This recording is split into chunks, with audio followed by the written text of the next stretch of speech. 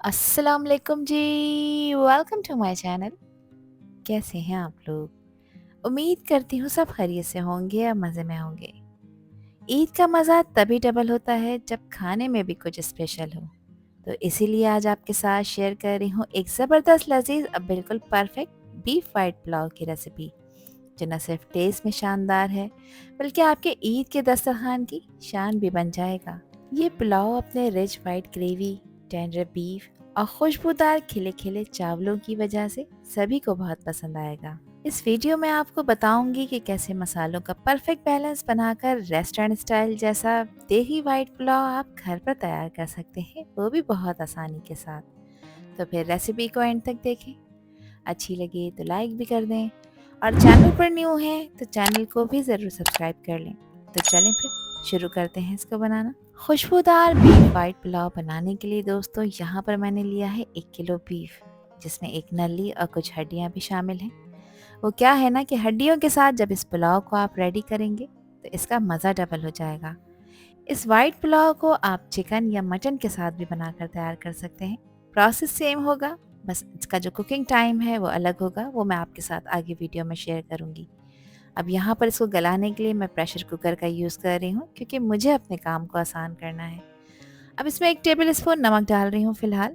आप लोग अपने टेस्ट के अकॉर्डिंग नमक ऐड करा करें जितना आपको पसंद हो।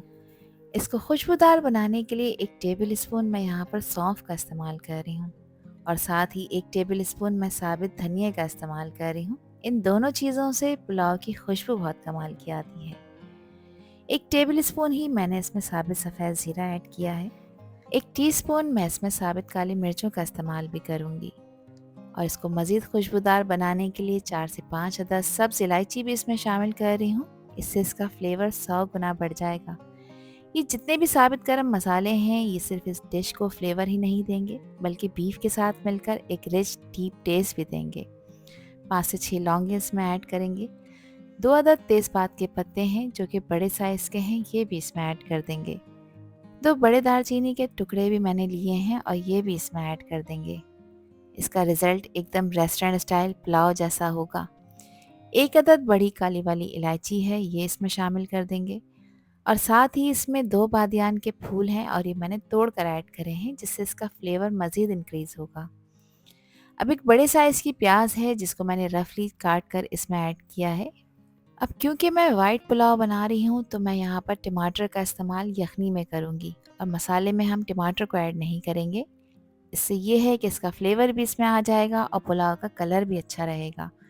तो 2 मीडियम साइज़ के टमाटर को सेंटर में से हाफ़ करके इसमें ऐड कर दिया है। इसके अलावा 8 से 10 हरी मिर्चें हैं और हरी मिर्चें तीखी वाली हैं, ये इसमें शामिल कर देंगे।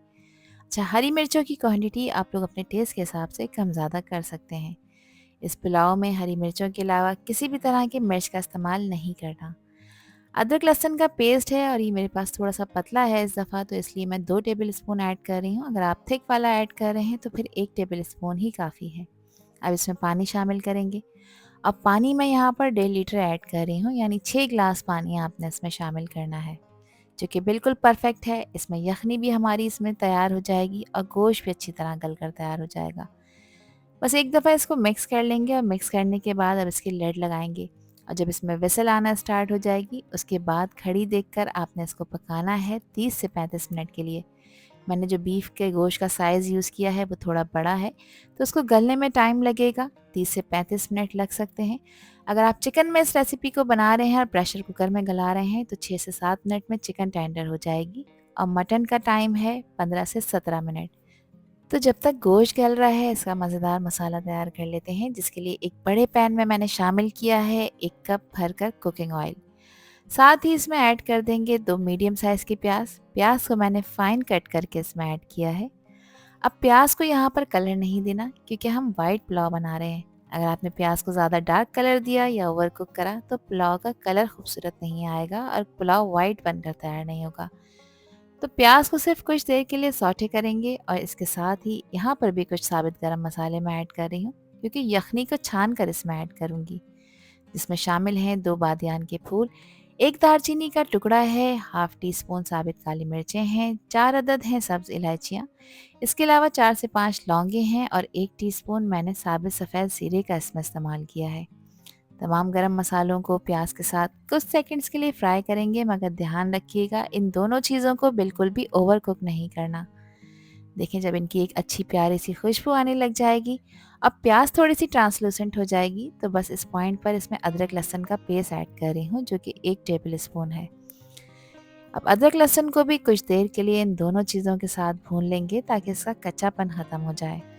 अब इसको स्पाइसी टच देने के लिए मैं यहाँ पर हरी मिर्चें शामिल कर रही हूँ, और हरी मिर्चों को मैंने चॉप कर कर इसमें ऐड किया है। ये 2 टेबल स्पून है। इसके अलावा किसी भी तरह की मिर्च का आपने इस वाइट पुलाव में इस्तेमाल नहीं करना। अच्छा, हरी मिर्चों की जो क्वांटिटी है ये आप अपने टेस्ट के हिसाब से कम ज़्यादा कर सकते हैं। मैंने 2 टेबल स्पून इसमें ऐड की हैं, और ये मिर्चें काफ़ी तीखी वाली हैं। बस कुछ देर के लिए इसको भी भून लेंगे। अब इसमें ऐड करूँगी मैं 300 ग्राम दही। अच्छा, दही गाढ़ा वाला है।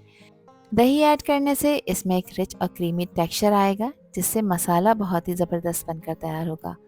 अब दही को भी भून लेंगे। देखिए, दही ऐड किया है, दही पानी रिलीज़ करेगा, तो इस पानी को आपने ड्राई करना है, इसकी अच्छी तरह से भुनाई कर लेनी है। इतना भूनना है आपने इसे कि इसमें से जो पानी नज़र आ रहा है ये ड्राई हो जाए। 2 अदद तेज़पात के पत्ते मैंने इसमें खुशबू के लिए शामिल कर रहे हैं, और साथ ही इसमें 1 टेबल स्पून मैं नमक भी शामिल कर रही हूँ। फ़िलहाल 1 टेबल स्पून ऐड किया है, बाद में चख लेंगे, कम पड़ेगा तो मज़ीद ऐड करेंगे। और अब 3 से 4 मिनट तक हाई फ्लेम पे आपने इसकी भुनाई कर लेनी है। देखिए, भुनाई हो चुकी है, तेल सेपरेट हो चुका है, तो ये निशानी है कि मसाला परफेक्टली भुन चुका है। तब इस पॉइंट पर इसमें एक सीक्रेट और ख़ास इंग्रेडिएंट ऐड कर रही हूँ, यह है जायफल और जावित्री का पाउडर। इसके बगैर तो पुलाव की रेसिपी ही अधूरी है। ये बहुत ही ज़बरदस्त खुशबू देता है हमारे बीफ पुलाव में, और इसके फ्लेवर को नेक्स्ट लेवल पर लेकर चला जाता है। बस यहाँ पर इसकी भुनाई हो चुकी है, और अब गैस का फ्लेम ऑफ कर देंगे और यखनी को चेक कर लेंगे। तो देखिए, यखनी खूब अच्छी तरह से पक चुकी है, और बीफ भी इतना नरम हो गया है कि आराम से मैं जब इसको तोड़ूंगी तो ये आराम से टूट रहा है। देखिए, गोश्त कितना जूसी और टेंडर है। ये वो टेक्सचर है जो एक परफेक्ट बीफ पुलाव के लिए चाहिए होता है। और अब इसे चावलों के साथ मिक्स करके इसका असली मज़ा मिलेगा। अब इस यखनी पुलाव को बनाने के लिए यहाँ पर मैं आज इस्तेमाल कर रही हूँ 1 किलो बासमती राइस। राइस आपने अच्छी क्वालिटी के लेने हैं। ये जो राइस हैं ये डबल स्टीम राइस कहलाते हैं, और ये मैंने 400 रुपये किलो लिए हैं, और एक लोकल शॉप से लिए हैं। अच्छा, इसको आपने करना ये है कि पुलाव बनाने से पहले बहुत अच्छी तरह से इसे वॉश करना है, और फिर आधे घंटे के लिए डिप कर देना है। आधे घंटे में चावल बहुत अच्छी तरह से पानी एब्जॉर्ब कर लेंगे, और बहुत खिले खिले और लंबे बनकर तैयार होंगे, और पुलाव की लुक को भी चार चांद लगा देंगे। अगेन मसाले को मैंने लो फ्लेम पर गैस पर रख दिया है। अब देखें, यखनी को मैंने अच्छी तरह छान लिया था, गोश्त अलहदा कर लिया है, और जो भी साबित गरम मसाले मैंने ऐड किए थे वो सब डिस्कार्ड कर दिए हैं, और एक साफ़ प्योर यखनी हमें मिल चुकी है। गोश्त को 1 से 2 मिनट तक भून लेंगे, मगर ज़्यादा ओवर कुक नहीं करेंगे क्योंकि बीफ प्रॉपर टेंडर हो चुका है। और अब इसमें शामिल कर रही हूँ यखनी, और ये यखनी तकरीबन 4 ग्लास है, जो कि परफेक्ट है 1 किलो चावलों के लिए। अब यहाँ पर भी इसके फ्लेवर को एनहांस करने के लिए कुछ चीज़ें ऐड कर रही हूँ। तो एक बड़े साइज़ का लीमू था जिसका रस मैंने निकाला है, और ये 2 टेबल स्पून के बराबर है, ये इसमें शामिल कर देंगे। और साथ ही इसमें शामिल करूँगी मैं इमली। अच्छा, देही जो यखनी पुलाव है उसमें इमली का इस्तेमाल किया जाता है, आप लोगों की चॉइस है। ऐड करेंगे तो बस इससे थोड़ा-सा इसका खट्टा टेस्ट आएगा, अदरवाइज़ आप इसे स्किप कर सकते हैं। अच्छी खुशबू और जायके के लिए इसमें बारीक कटा हुआ हरा धनिया शामिल कर रही हूँ, और 4 से 5 हरी मिर्चें भी इसमें शामिल कर रही हूँ, जिसको एक स्पाइसी टच देंगी। अब देखिए, जो चावल भिगो कर रखे थे उसका एक्स्ट्रा पानी निकाल दिया है, और वो सारे के सारे चावल मैंने इसमें ऐड कर दिए हैं। बस अब आपने चावल ऐड करने के बाद इसको ज़्यादा मिक्स नहीं करना है, वरना चावल टूट सकते हैं। इस पॉइंट पर आप इसका नमक चेक करें। तो नमक मुझे कम लग रहा था, तो नमक मैं यहाँ पर अब चावलों के हिसाब से ऐड कर रही हूँ। ध्यान रखिएगा कि यखनी में हमेशा खुलता हुआ नमक ही ऐड किया जाता है। तो मैं 1.5 टेबल स्पून नमक ऐड कर रही हूँ। नमक आप लोग अपने टेस्ट के हिसाब से ऐड करिएगा, कम या ज़्यादा जितना आपको पसंद हो। बस नमक को हल्का सा मिक्स कर लेंगे, बहुत ज़्यादा आपने इसमें स्पून नहीं चलाना, वरना चावल टूट सकते हैं। और अब हाई फ्लेम पे इसको आपने पकाना है, इसका ढक्कन नहीं लगाना, यानी इसको आपने कवर नहीं करना है, ऐसे खुला ही पकाना है। लेकिन जब हाई फ्लेम पे आप इसे पकाएंगे तो इसमें पानी एवेपोरेट होना शुरू हो जाएगा, बस इतना ही आपने पानी को ड्राई करना है। और ये परफेक्ट टाइम है चावलों को दम पे रखने का। देखिए, पानी इसमें बराए नाम रह गया है, यानी सिर्फ आपको इसकी बेस में पानी नज़र आ रहा है। तो अब एक साफ़ कपड़े से मैं इसे कवर करूँगी, और इसको कवर लगाकर इसके नीचे बॉटम में आपने तवा ज़रूर लगाना है ताकि चावल बिल्कुल चिपके नहीं। इससे बहुत परफेक्टली चावल दम होकर तैयार होते हैं। तो 2 मिनट के लिए गैस का फ्लेम हाई रखेंगे। जब तवा अच्छी तरह से हीट पकड़ लेगा उसके बाद आपने गैस का फ्लेम बिल्कुल लो कर देना है, यानी दम वाली आंच पर।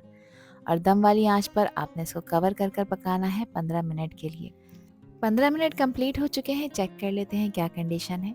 तो मज़ेदार सी खुशबू चारों तरफ फैल रही है। अच्छा, एक टिप आपके साथ शेयर कर रही हूँ कि हरगिज़ आपने गरम पुलाव को मिक्स नहीं करना, वरना चावल टूट सकते हैं। पहले थोड़ी सी स्टीम निकलने दें, उसके बाद फिर आप इसे जेंटली मिक्स करें। देखें किस तरह से चावल एक एक करके खिले खिले और मसालों की लज्जत से भरे हुए हैं। अभी खूबसूरत से डिश में मज़ेदार खुशबूदार से इस बीफ पुलाव को सर्व कर लेते हैं। इसका बीफ भी इतना टेंडर और जूसी है कि देखते ही मुंह में पानी आ रहा है। इसकी खुशबू भी लाजवाब है। ये देगी स्टाइल बीफ वाइट पुलाव आपके ईद के दस्तरखान का स्टार डिश बनने वाला है।